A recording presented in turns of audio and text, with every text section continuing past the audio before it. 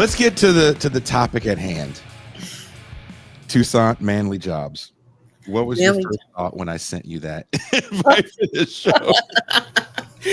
I was like, hey man, what's a manly job? What's a manly job, and who has them already, and who's gonna take these manly jobs? From what I see online and in talking to dudes and dealing with dudes, they are in their soft era. They are in their soft era. That's right. The guys are in their soft era. So And basically just saying these dudes are too bitch ass to be able to take these jobs in the first place. You need to understand a very important reality. In 2025, men are the prize, not women. I don't even have a comeback for that. All I can do is I'm just gonna sit here softly with my pinky out. There you go. And sip this coffee. Well, you have the most desired job of all of Gen Z. You know what's funny when you say that? I'm being totally serious. So I'd like to leave my house to do work. So I was writing something, and I was at a cafe, and some people were asking me some questions, like if I lived here and if I liked it. Like they had a little kid that couldn't have been more than like 12. So actually Gen Alpha. And they were like, well, what do you do here for work? And I was like, oh, I work online. And they're like, oh, what kind of work? And they kind of just kept probing. And I was like, well, I have a show on YouTube. And they looked at their kid. They're like, see, he's a YouTuber. And the kid goes, wow. It's not a wow thing, kid. Like I don't play video games and talk about Roblox. I don't know what you think I do. Yeah. But I work in the dark side of the internet, kid. He's stealing people's social security numbers on air. Working on the dark side of the internet. You work in the dark web? No, left media where there's no money. And one has to struggle to survive.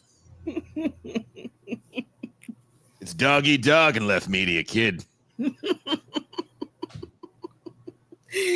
Jason has podcaster's lung. A cigarette just formed out of thin air, and I was like, "Look here, kid. Go to school and get yourself a real job. Get a factory job. Get a pension. You don't want this life, kid."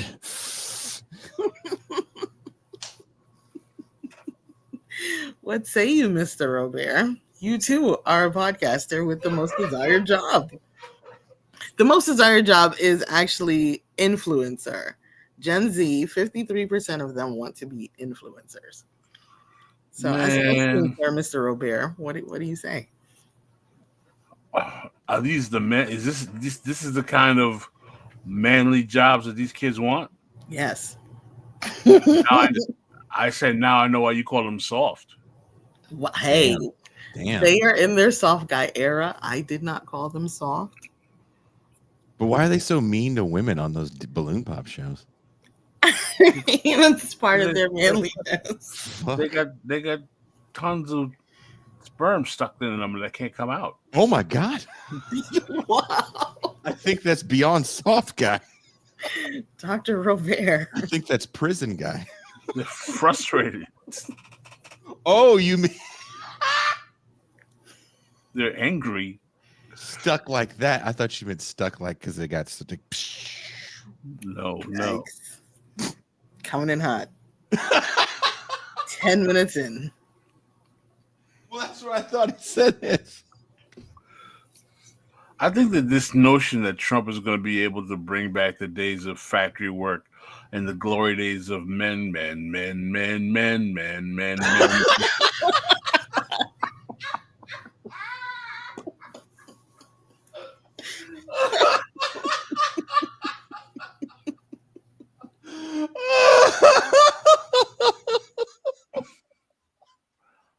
It's kind of problematic in terms of the logistics. First of all, like, what about things like AI? Aren't they going to be able to take a lot of these technological jobs and replicate them with automation? That's the plan. It's So, not working exactly that way right for now. example, even in China, China is cutting its poverty, but it's not replicating its workforce with more of these quote unquote, I hate to use the term peasants, of the peasant labor going into factories. Their workforce is being automated. So exactly who exactly is going to, what jobs is he trying to create? And also, one of the things we have to realize is that because of the cost of living in the United States, labor costs are always going to be precipitously higher than anywhere else in the developing world. What companies are going to want to come to the United States and have to pay at least $20 an hour to pay a U.S. worker when they can go to China and pay them or Mexico and pay them like $9 a day? Well, that the car manufacturing sector really speaks to that, right? Because so many cars are actually assembled here in Mexico. And while there is union jobs, they make extremely less money per hour than American workers. And the same can be said for like shoes, right? I think one thing that I've noticed, and I don't know if you guys have noticed this too, these like legacy brands are really facing some competition from overnight online stuff, which I find really interesting. Mhm. People really don't mind wearing Walmart shoes or just something they found on an Instagram ad or something like that. So, Skechers. wow, is this Skechers making a comeback? I haven't seen Skechers in the real world, but I have seen people and myself. I won't say guilty of it. I've done it with pride. The last tour we went on, we didn't have shoes to like exercise in, and we would go to the gym to shower, and then we'd just work out. So we went to Walmart and they have these $9.99 shoes. And when I ran into one of the guys from the band when we did the live show, he goes, "Dude, I've bought a pair of those shoes every year since that tour because it's my favorite. It was his favorite running shoe." And I've seen more and more people do stuff like that. So, we do like cheap shit, and there's no way you're going to get a $9.99 running shoe made in America, even with non-union wages. It's fact. So, how does framing the industrial revival as a quest to restore masculine jobs reinforce gender binaries in the labor market, Toussaint? Gender binaries in the labor And market. let me add this to it. In what ways does this rhetoric obscure the real economic and technological forces reshaping work? One thing that I find interesting is that the era in manufacturing in the United States that I think is the most famous is the 1940s during World War II, Mm-hmm. when all the men went to war and the women were in the factories. Mm-hmm. So the idea that these factory jobs would be like so male coded is a little bit strange.